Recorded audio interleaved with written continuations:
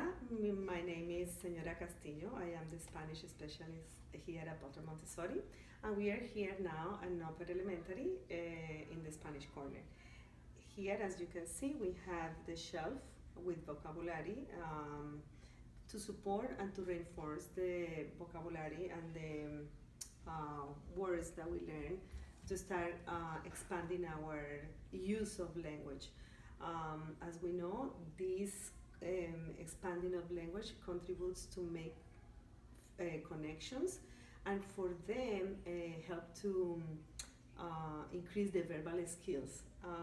In here we have a continuation of what they have been learning in lower elementary, but then now they come more natural to start writing sentences.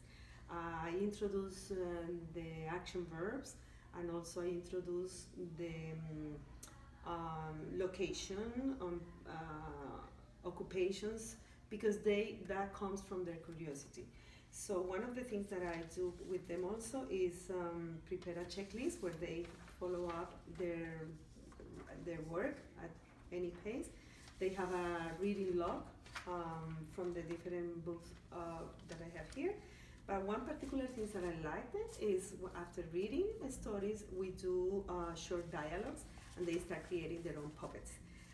With their own puppets, they start talking and presenting and being more comfortable with the language. If they are, for example, using or learning about the clock, they prepare their own agenda that includes also more vocabulary.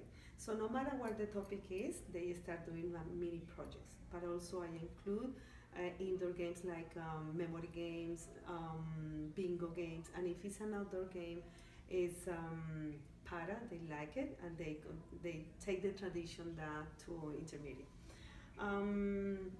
Students here are also exposed to going out to embassies or to cultural performances. Like the year before, we went to see the Hispanic ballet that has a little sample of different dances from South America.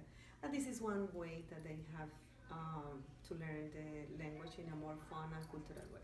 So that's Upper Elementary.